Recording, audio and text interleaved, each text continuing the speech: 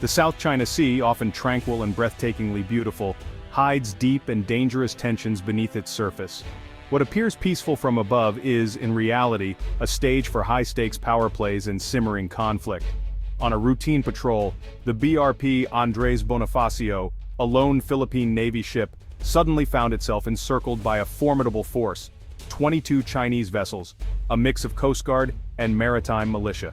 The odds were overwhelming, the message unmistakable. Vastly outnumbered, the Philippine crew stood firm, their faces set with determination. Each sailor knew the risks, but none wavered. Their resolve was tested in the face of a much larger adversary. This alone wolf standoff quickly became a symbol, one ship, representing a nation's resolve, standing against the might of a superpower. It was a moment that captured the world's attention, highlighting the courage required to defend national sovereignty. The Chinese fleet wasn't just passing by, they were making a calculated statement, asserting their claim over waters internationally recognized as part of the Philippines' domain. Their presence was both a show of force and a challenge. The Bonifacio, operating well within its own exclusive economic zone, became an obstacle to that assertion. Its patrol was a direct act of defiance, a reminder that the Philippines would not yield its rights easily. Radio warnings crackled through the tense air, each message laced with unspoken threats and the possibility of escalation. Every word mattered, every response weighed carefully. For the crew, it was a test of nerve and professionalism. Their actions were watched not only by Manila, but by the world. Every decision could have far-reaching consequences. The standoff highlighted the daily reality for those patrolling these contested waters where diplomacy and force are always in tension. Each encounter is a delicate balance between restraint and resolve. The Alona Wolf incident captured the isolation and defiance of a single ship standing against overwhelming odds. It was a vivid illustration of the loneliness and bravery required in such moments.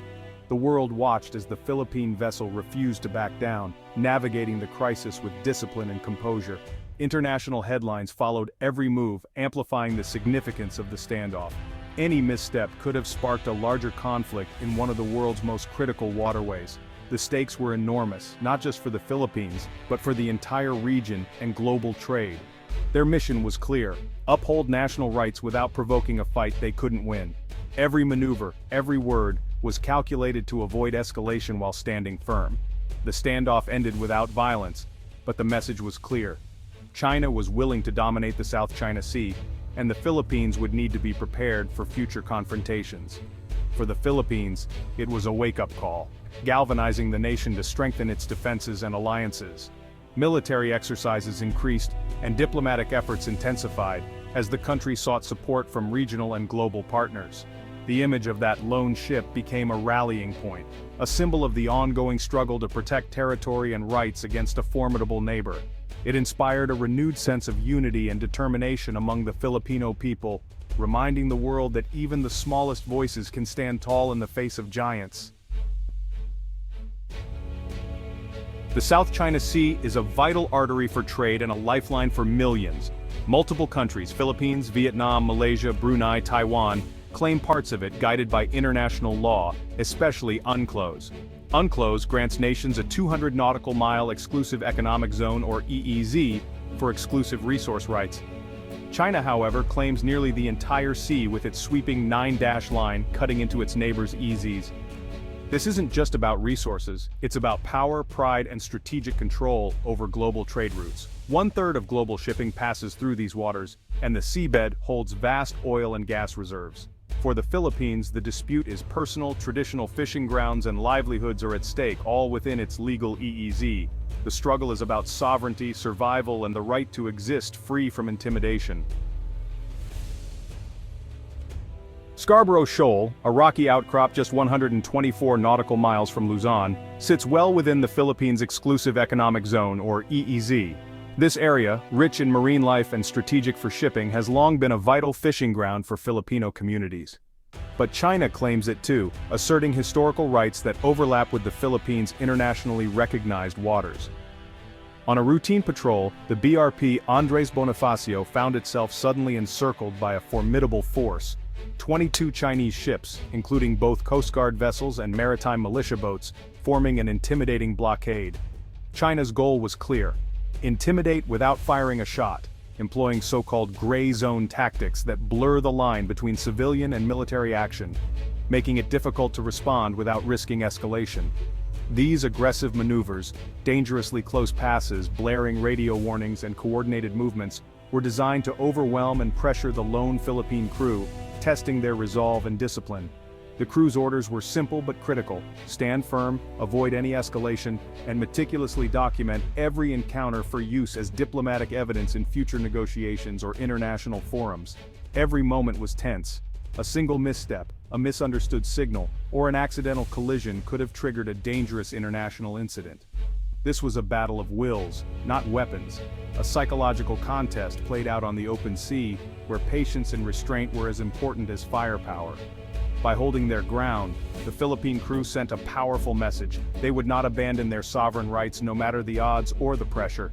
The incident revealed the stark asymmetry at play: China's overwhelming numbers and coercive tactics set against Philippine resilience, professionalism, and a reliance on international law.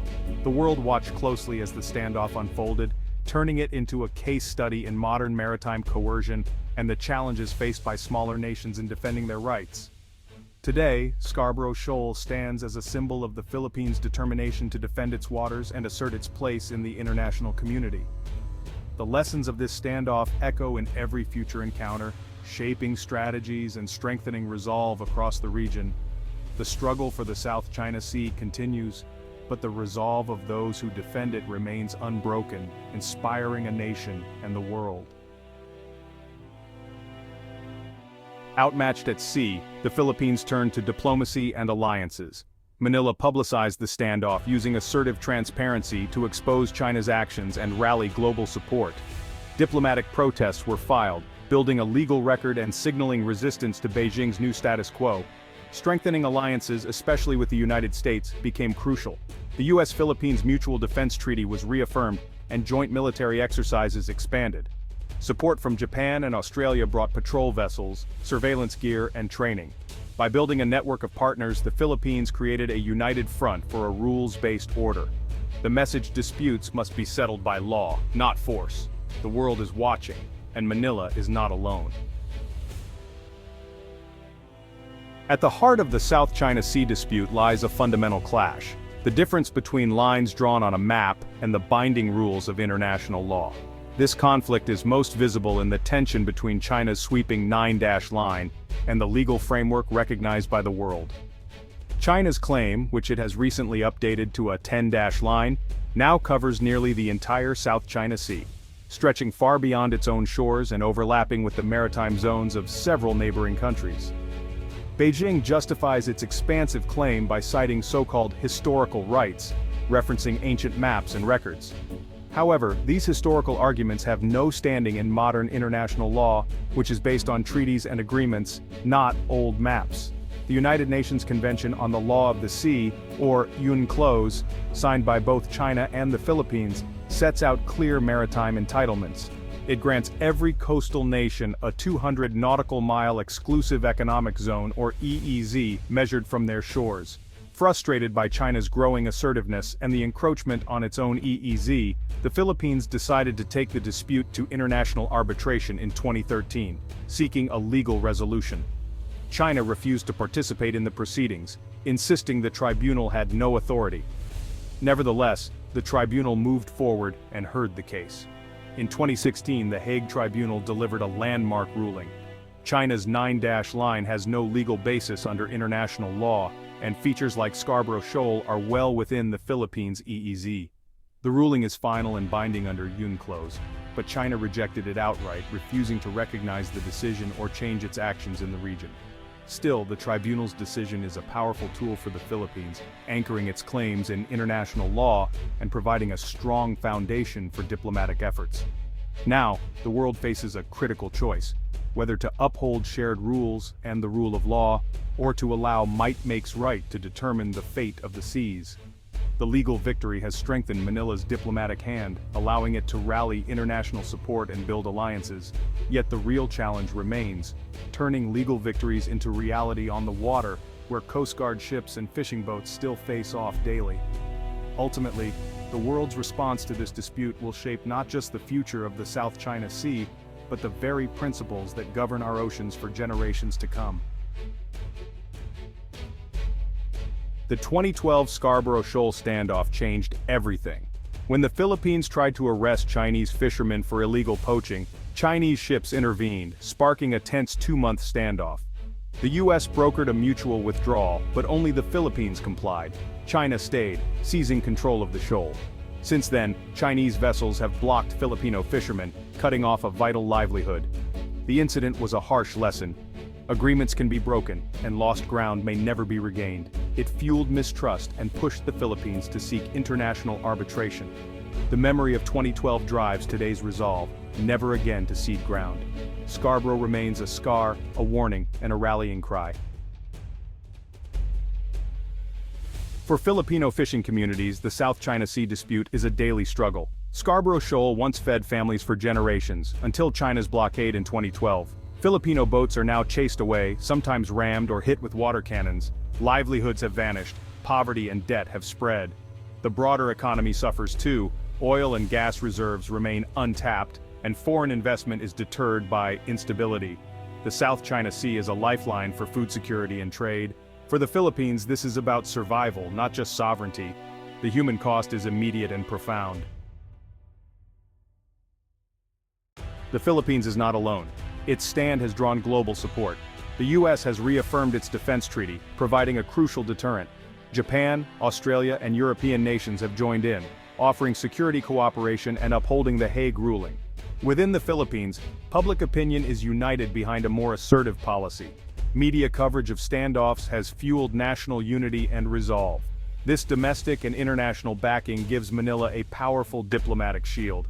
The dispute is now framed as a global fight for the rights of all nations, big or small. The world's chorus amplifies the Philippines' stand for law and sovereignty. The South China Sea standoff is a global issue, not just a regional one. At stake is the principle of a rules-based order, where law, not power, governs the seas. If China can ignore binding rulings, it sets a dangerous precedent for the world. The sea is a vital artery for $3.4 trillion in trade. Any conflict would disrupt global supply chains. China's militarization of the sea challenges US security guarantees and raises the risk of great power conflict. The outcome will shape the future of international law and the global commons. The Philippines' struggle is a fight for open seas and peaceful dispute resolution. The world is watching. What happens here will echo far beyond these waters.